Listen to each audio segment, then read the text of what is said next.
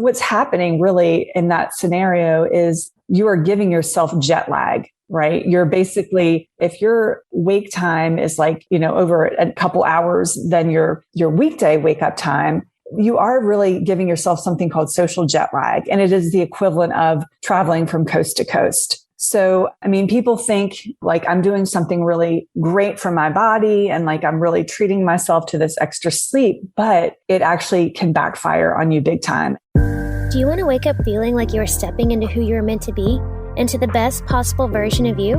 What if I told you that the key to your best life, health, and happiness are all around you? You just have to find what works for you. I'm Hope Pedraza, and I believe that there isn't just one way to live a healthy and meaningful life, and that all you need is a little inspiration to make changes that last from the inside out. Each week, I'll be sharing tangible tips and inspirational interviews to help you on your journey. These are the steps to take to improve your life and live with purpose. This is Hopeful and Wholesome. Hey y'all, welcome back to the show. Today I have on the show Morgan Adams. Now Morgan is a holistic sleep coach for women who struggle with getting a good night's sleep consistently. Her goal is to help women feel better and live better. And the key really begins with a good night's sleep. And that is what we are talking about today. She has a whole bunch of accreditations and certifications in sleep science, and she has so many good tangible tips here. So for those of you who have ever struggled with sleep, you are still struggling with sleep, or maybe just you struggle with sleep every now and then, this is such a good episode for you. Or if you have family members who do, she has so many tangible tips in this episode talking about the real reasons why we struggle with sleep, how we can really build consistent sleep practices in the morning and in the evening, what the effects of inadequate sleep are, and how we can know if we're getting the quality and quantity sleep that we really need. And then just overall ways to improve sleep to really get the best sleep of your life. She has transformed people's lives and her own, actually, by putting these things into practice. So this is such a good, tangible episode. I'm really excited to bring this to y'all. So let's jump in. All right, y'all, let's jump in. I'm here with Morgan, and Morgan is a sleep coach. And she is, I want to say, like, I don't know if this is a thing, Morgan. You can tell me if I'm wrong. I want to say like sleep scientist because she has like advanced certifications in sleep science. So I feel like sleep scientist is a good term for this. And I'm really excited because I feel like this is a conversation that, at least in my world in functional nutrition, this comes up literally with every client. There's something going on with sleep. So I feel like this is such a deep conversation. We can take so many different ways. So I'm really excited to bring her on and for you just to share all your knowledge. So thanks for joining me today, Morgan. Yeah, thanks for having me on. I'm excited about our conversation, Hope. Yes, me too. So can you, I guess let's kind of start from you explaining kind of what you do as a sleep therapist and as a holistic sleep coach. And like I said, sleep scientist, I don't know if that's a thing, but I feel like that's a thing. So can you kind of explain what that is and what you do? Yeah. So sleep coaching is sort of a relatively new profession. We have a lot of folks who are nutritionists and trainers. There's gazillions of those out there. But when you actually try to find out how many sleep coaches there are, you really can't find an answer because it's really an emerging field. Mm-hmm. And so there is some sleep science. There's a component of sleep science woven into sleep coaching, but we're really not that nerdy. We know enough to be dangerous about sleep science, but really sleep coaching is taking elements of behavioral change, accountability, helping people reframe their behaviors and their attitudes and beliefs around sleep under a coaching umbrella. So I'm definitely not, substituting as a therapist or a sleep doctor. And one of the things that I like to talk about in my own training as a sleep coach is that I have been trained to look at people and ask very specific questions that can identify whether or not they might have a more serious sleep disorder. Now, I'm not diagnosing, just to be clear, my scope is not diagnosing. But if I suspect, based on my line of questioning, that they do have some kind of sleep disorder or problem out of my scope, I have a really great network of professionals who I can turn to refer that client. So all their bases are covered. So hopefully that gives a little more clarity onto what sleep coaching is.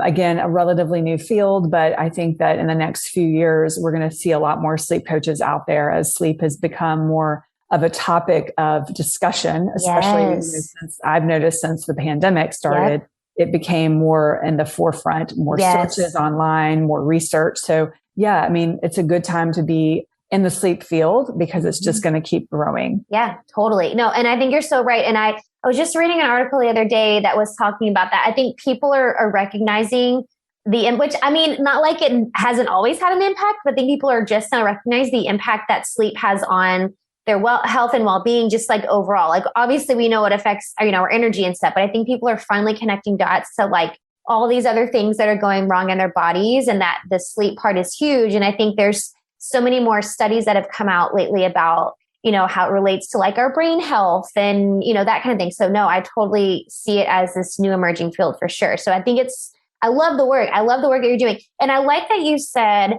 that you're helping with behavior changes. We talk about a lot this in like, the health coaching space, you're a sleep coach, like with health and nutrition coaching, it's the same thing. Like it's all about behavior changes.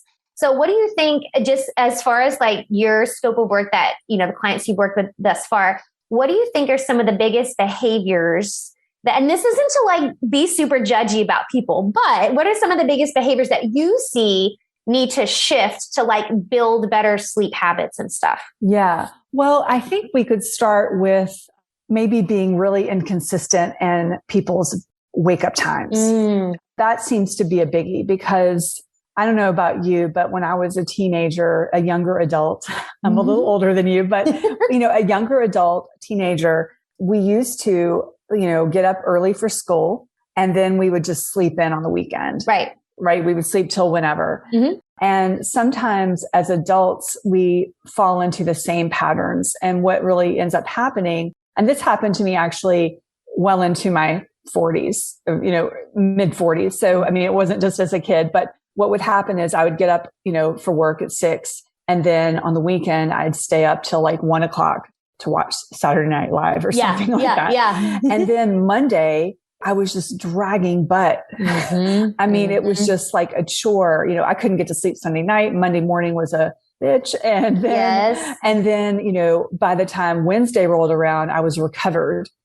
So only to start that process again. Right. So what's happening really in that scenario is you are giving yourself jet lag, right? You're basically, if your wake time is like, over a couple hours than your weekday wake up time, you are really giving yourself something called social jet lag. And it is the equivalent of traveling from coast to coast. Crazy. Yeah. So, I mean, people think like I'm doing something really great for my body and like I'm really treating myself to this extra sleep, but it actually can backfire on you big time. And I'm not saying that on the weekend you need to like necessarily set an alarm to wake up at the exact same time that you do on the weekday. But, within an hour or so is really going to be so helpful for you to maintain your energy level and your sleep drive for the rest of the week. So that's a biggie.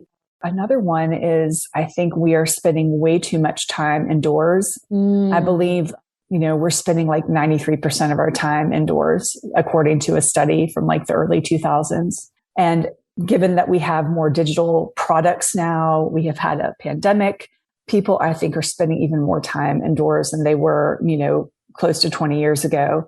And when you are depriving yourself of that natural sunlight, you are really missing an opportunity to regulate some key hormones and to boost your mood. So I really recommend to my clients to be getting outside in the morning, first thing in the morning, getting that sunlight, getting a midday break, and then trying to make eye contact, not eye contact, but make contact with with the sunset so that you're exposing your eyes to these various iterations of light throughout the day. Those are a couple key ones. I would say another biggie is having your phone next to your bed at night. And then what ends up happening is, you're like, oh, I'm just going to lie here for a few minutes, and you pick up your phone and like, it's like 10 o'clock and you're getting ready to go to bed. And lo and behold, you're like scrolling on Instagram 2 hours later. For 2 more hours. And so the problem with that is that you can get overly stimulated by the content. I think that's primarily what's happening. The other component of that is that your eyes are getting exposed to that blue light, which is suppressing your melatonin.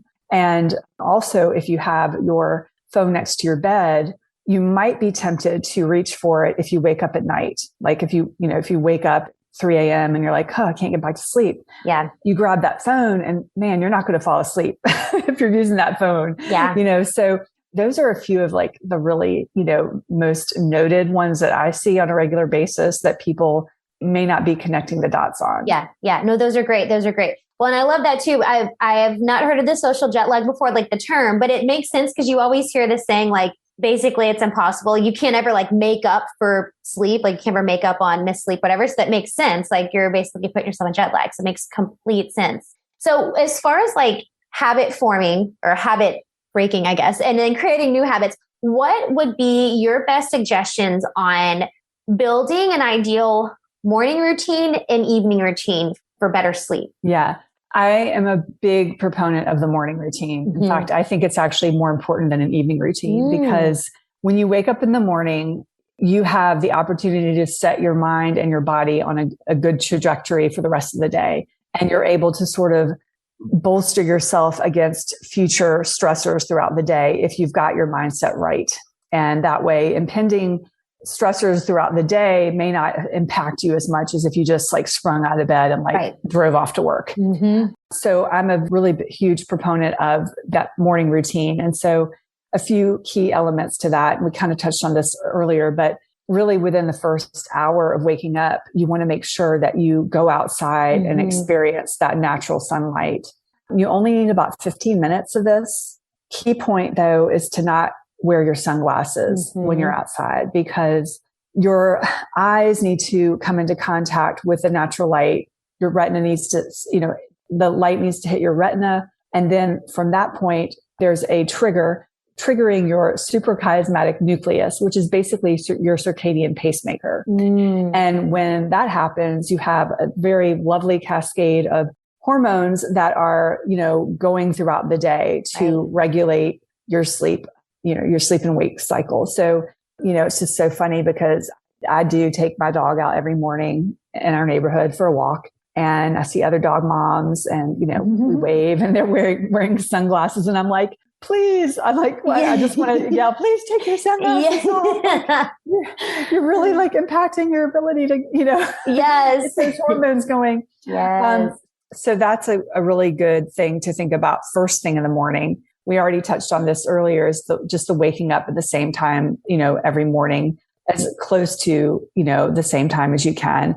And then I like to talk to my clients about something called the 3 M's in the morning. So the 3 M's stand for movement, mindfulness, and mindset. So movement could be typically I would recommend my client carve out an hour for this 3 M morning routine, but I realize that not everyone has an hour to spend in the morning. If you have young kids, they have to get off to school or what have you. But if you could at least, carve out some amount of time and then divide that morning routine into sort of like 3 different semi-equal segments of time. So let's just say you had an hour. Best case scenario would be like 20 minutes of movement. That could be a walk outside. You're killing 2 birds with 1 stone. So you're getting that sunlight. So the movement could be that stretching, yoga, a jog, whatever way you like to move your body. The mindfulness component for maybe 20 minutes, that would look like meditation or breath work or even just sitting in silence. And I mean, there's loads and loads of apps that are free for meditation and breath work. So if you don't know where to start there, you can always find something in an app. And then finally, mindset. And I look at this as either positive affirmations or journaling or reading a positive book, like a personal development or, book like that. So that's kind of how I like to look at mornings. It's just keeping things very positive, trying to get your mindset straight so that whatever stresses you happen upon during the day don't derail your sleep. Yeah. I love all of those. I love all of those 3 M's because that's basically, a huge chunk of what I help my clients with the functional nutrition piece. It's the mindset, the mindfulness, the movement, all of that. So I love that. That's a great way. Well, and I think the morning I've been seeing, it's funny we're talking about this because I've been seeing more and more posts from like, kind of like the bro marketing guys where it's like, you don't need a morning routine to be successful, blah, blah, blah. But I really think, I feel like for a while, the morning routine was a big thing. And then I feel like it's kind of flipped and people are like, a lot of people, not everybody, but I feel like it's really an underestimated part of our health, because I do think it's important. And like you're saying, I mean, it literally helps with your circadian rhythm and your sleep cycle. So, I mean, it's like a crucial part of the wellness equation. Yeah, I agree. I mean, I follow a pretty strict morning routine consisting of, basically the same things for an hour every morning. Mm-hmm. And there have been a few occasions where, I had maybe an early morning doctor's appointment or something like outside of my control mm-hmm. happened. And I didn't get to do the routine. And I just felt off all day long. Right. I didn't feel on my game. I didn't feel as sharp. I didn't feel as grounded. Totally. So, like I said, if you don't have an hour, carve out some schedule for yourself, even if it's a half an hour, 20 minutes, just, keeping it consistent and and keeping it a priority as best you can. Yep. I love that. It's such good advice. So for those who are wondering, they're listening and they're wondering like, okay, these are all great, but how do I know if I'm getting the quality and the quantity of sleep? Like what are some signs that would be evident in your body or your mind or whatever that would show that you maybe aren't getting the quality and quantity sleep that you should? Yeah. Well, sleep deprivation actually has been described by the CDC as a public health epidemic. I believe it. So it is a really, really big issue. And basically, there's a list of things that I'll just kind of run through that, you may be able to identify as something that you may have experienced or experiencing. These are potential signs that you might not be getting enough sleep during the night. So it could be feeling really irritable and on edge during the day. That's a big one. Having trouble focusing, having a hard time remembering things, getting sick more often with, colds and viruses, like, that's a big thing. Mm-hmm. Being forgetful, having a slower reaction time. If you're like playing sports or, doing workouts, you might notice that you're like dropping the ball a lot more often. Low mood is also something to look at. And then another one that a lot of people don't make the connection with is weight gain. Mm-hmm. Yeah. Cause when you're not sleeping enough, you could be more prone to gaining weight.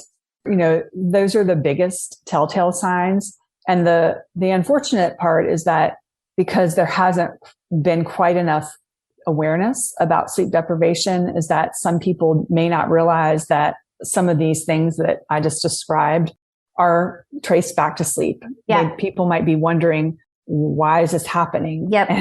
And it's not always because of sleep, but it's quite often because people don't have enough sleep. Yeah. Yeah, for sure. Well, and like I said, this is one of the big things with my clients. One of the big things we talk about is sleep. We talk about rest and proper sleep. And I think I wanted to go back to the point you were making about the connection between weight gain and sleep deprivation. Yeah. Because I think that's a big one. Because like you said, I think a lot of people don't trace a lot of things back to inadequate sleep and improper sleep. So can you kind of go a little bit deeper there with that one? Because I think there's going to be a lot of people listening that are going to connect some dots here when they hear you talk about this.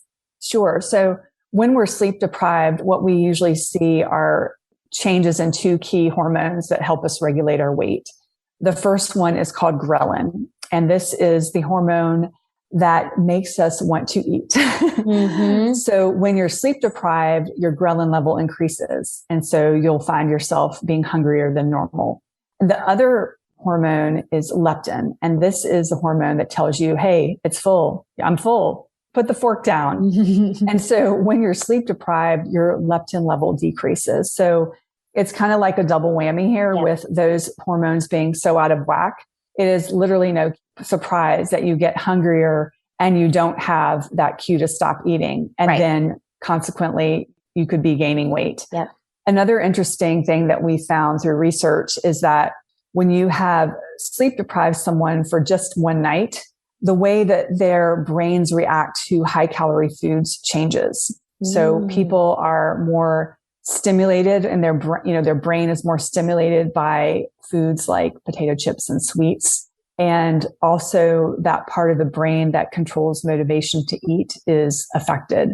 So you're a lot more likely to want to like have that, bag of fries than that salad. Right. That's just literally what happens when we're sleep deprived. And it's, a lot of times people beat themselves up. Like, I don't have the willpower, but it's literally not your fault. Yeah. I mean, it's just your body and your hormones are wired that way to make you make worse choices Right. when you haven't had that sleep. Right. Right. Yeah. Yeah. I mean, the chemicals in your body are literally driving you to do that. Well, and I think that's the important piece, because I know with a lot of my clients who, they're dealing with chronic things and autoimmune things and all that. It's you also, I think the other maybe undervalued is the word I'm looking for. Part of sleep is like the repair part, right? Because that's what your body does when you sleep. It repairs and it restores. And that's, which means that if you're not sleeping like quality and quantity wise, that your body's not repairing and restoring as it should, right? So it's like, Yes. you're going to get more inflammation. So can you speak to some other, I guess, negative effects of like what happens when you're missing out on that quality? Yeah. Well, basically what like long-term, what we, you see a lot on the media, there are lots and lots of media reports about what can happen with long-term sleep deprivation. Mm-hmm. And what we're looking at are things like high blood pressure, diabetes, a heart attack, stroke, depression, and obesity. Yep. And there is a caveat that I always like to mention when I talk about this, because these are mentioned quite frequently in the media. It's a little bit fear-mongering, to be honest. They're looking at long-term.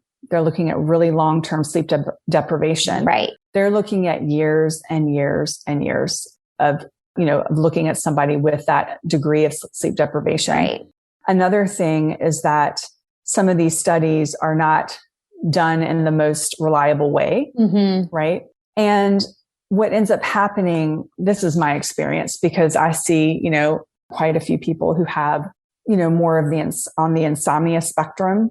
They see these reports in the media, and they really, really get very anxious. Mm-hmm. They get very anxious because they're looking at it like, okay, this loss of sleep is going to create this disease state eventually. Right.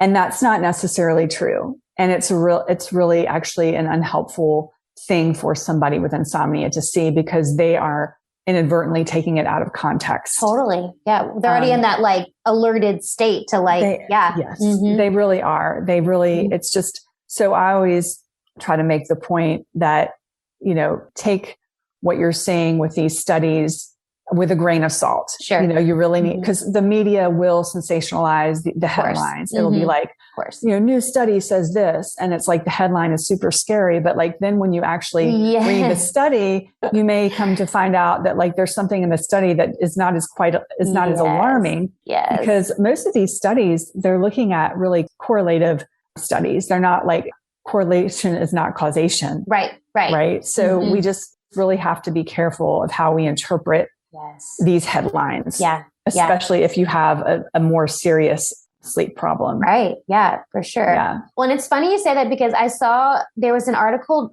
I want to say it was a couple weeks ago, about sleep. But then when you read the article, it was like a study done on shift workers. I'm like, well, of course they're sleep deprived. Like, so it was like you were saying, the headline was like talking about effects of whatever, missing sleep and all that. And then you read it and you're like, well, yeah, if you're a shift worker. So you totally have to, first of all, read the article and not just the headline. But then, I think like you're saying, take it with a grain of salt. And Right. And these articles, I mean, I understand the intent of publishing them. Sure. Could be to encourage people who are willingly sleep depriving themselves to prioritize sleep. To me, that's the ideal audience. Yes. Who will be reading these, right? Right. The person who's like doing the Netflix till 2 a.m. That's the kind of person who might want to be kind of shaken up a little bit by these headlines. Exactly. But the chronic insomniac, they are not going to be in a good state when they read these headlines, because they are causing more panic. Exactly. Mm-hmm. Exactly. Yeah, totally. I totally agree. So shifting gears just a little bit, let's talk a little bit about your story and how you got into this line of work. I know you have some experience yourself with insomnia. So can you tell a little bit about how you got into this line of work? Yeah. So about 17 years ago, I went through sort of a personal crisis, and that led me to a bout of insomnia. And I really did not know how to deal with it. I'd never had insomnia before. And my doctor gave me sleeping pills, specifically Ambien. And so I took Ambien pretty much every night for 8 years.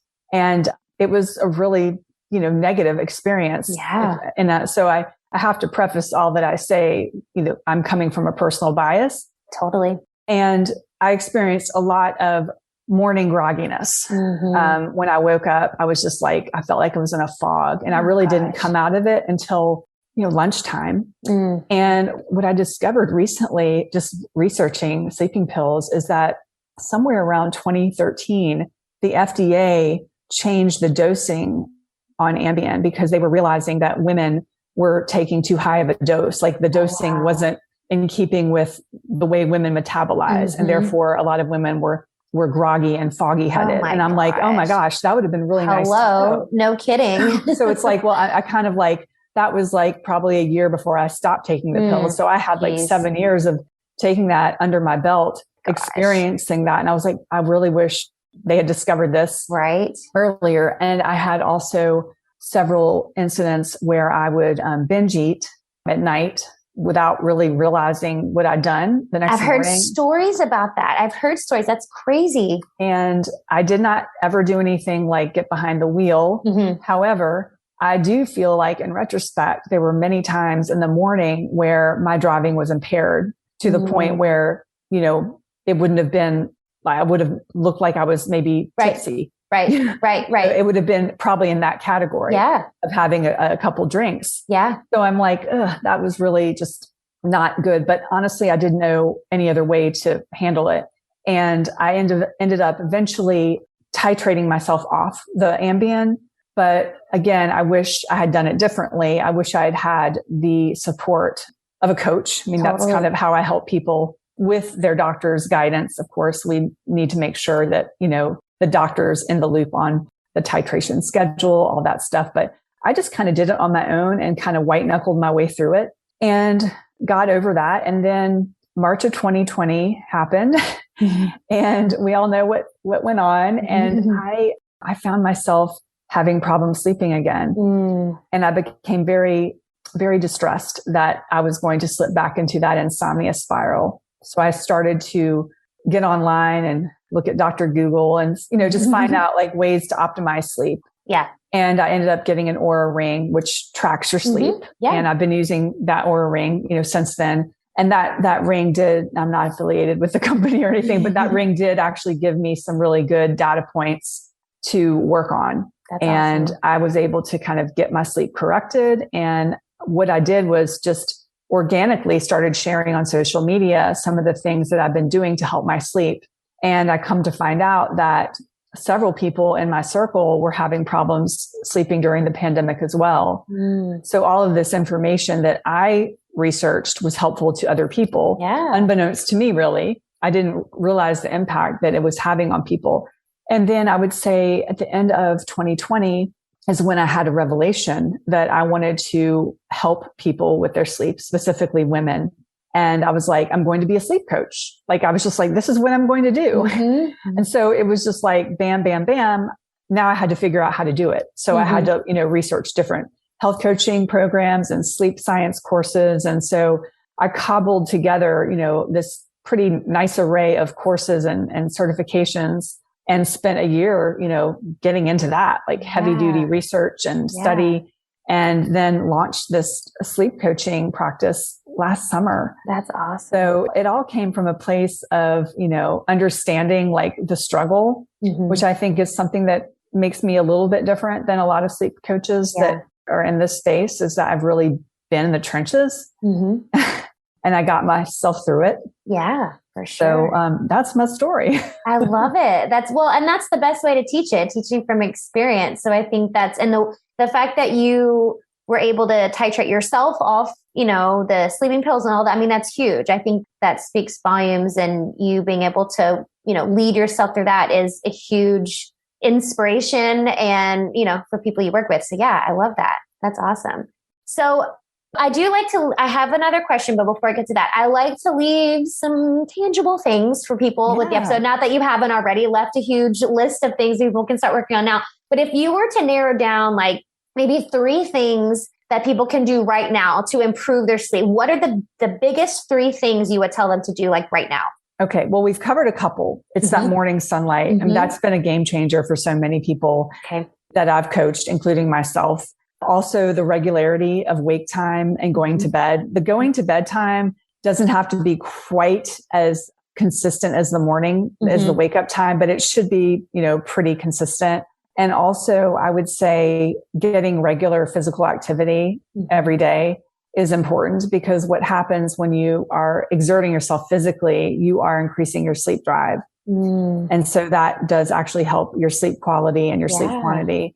And it also helps with, you're in this field, it helps with a lot of other things too. Yeah. So it's just definitely something that I recommend. And you don't have to do HIIT every day, but something to exert yourself every day so that you're building up that sleep drive. Yep. Yeah. I love it. I think those would probably be my top tips. Those are great. Write those down because those are all good. I love it.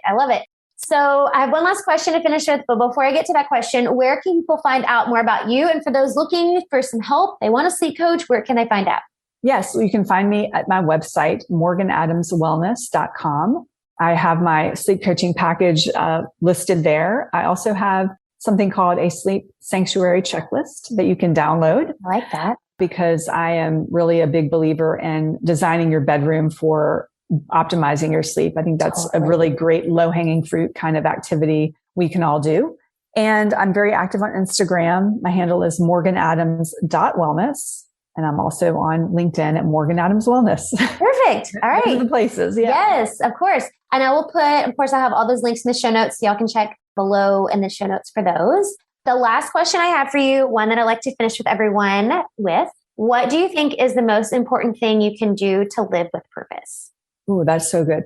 I think to live with purpose, you have to be authentic to who you are and to advocate for your own health. I speak as a 2-time breast cancer survivor who wasn't always in agreement with the health protocols I was given, the treatment choices. And I really feel like when you're in a situation health-wise or in any capacity that you need to advocate for yourself and come from a place of true introspection and making the best decision for you versus what everyone else tells you to do. Absolutely. So I cannot agree with that more. And I just did a post about that exact topic the other day. So I cannot agree with that more. I love that. Such good, sound advice.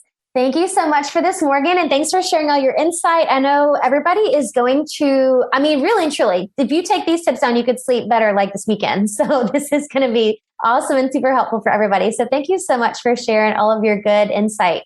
Thank you, Hope. Thanks for having me on. Thanks for listening to Hopeful and Wholesome, y'all. If you found value in this week's episode, please subscribe on iTunes or wherever you get your podcasts and leave a review to let me know what you thought. I love to know what you find useful in these episodes so I know how I can provide the most value I can to my listeners. And if you have topics that you want to know more about, I'd love to hear those as well. So shoot me a message on Instagram, Facebook, or LinkedIn. It's at @thehopepedraza or visit my website, hopefulandwholesome.com. Thanks, y'all.